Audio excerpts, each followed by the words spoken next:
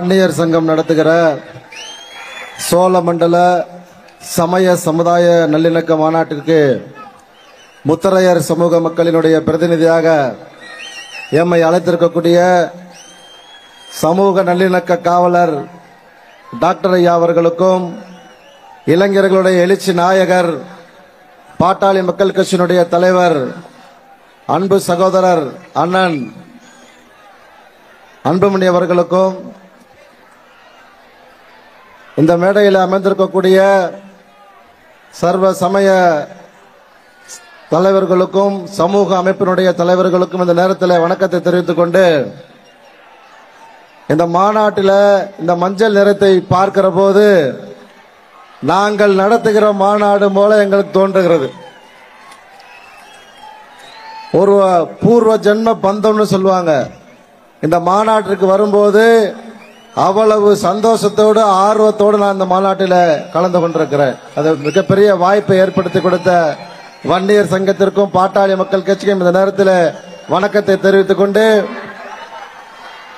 சென்னையில் நான் 4 நாட்களுக்கு முன்னால் பேசுகிற போது தமிழகம் முழுக்க ஆர்ப்பாட்டம் நடத்தியிருக்கிறோம். தலைநகர் சென்னையிலே நாங்கள் ஆர்ப்பாட்டம் நடத்தவில்லை. முதல் முறையாக பாட்டாளிகளோடு நாங்கள் தலைநகரிலே ஆர்ப்பாட்டத்தை துவக்கியிருக்கிறோம், போராட்டத்தை துவக்கியிருக்கிறோம் என்று சொன்னேன்.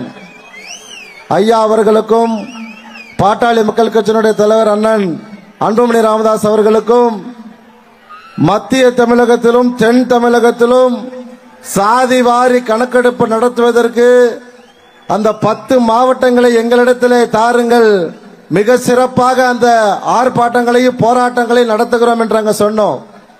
அதே மாதிரி நடத்தி காட்டுவோம். பட்ஜெட்ல அறிவிக்கலன்னு சொன்னா அண்ணன் பேசிட்டு இருக்கும் போதே கேட்டாங்க, என்ன செல்வகுமார் அப்படின்னாங்க.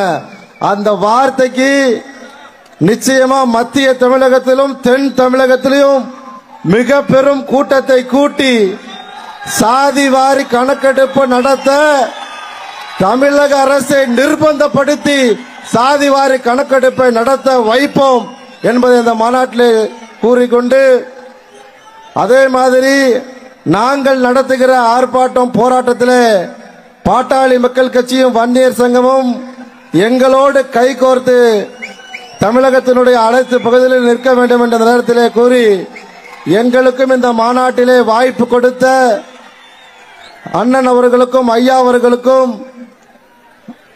வன்னியர் சங்கத்தினுடைய தலைவர் அவர்களுக்கும் வைத்தியண்ணன் அவர்களுக்கும் மா.க. ஸ்டாலின் அண்ணன் அவர்களுக்கும் இந்த நேரத்தில் நெஞ்சம் நிறைந்த நன்றியை தெரிவித்துக் கொள்கிறேன். நன்றி, வணக்கம்.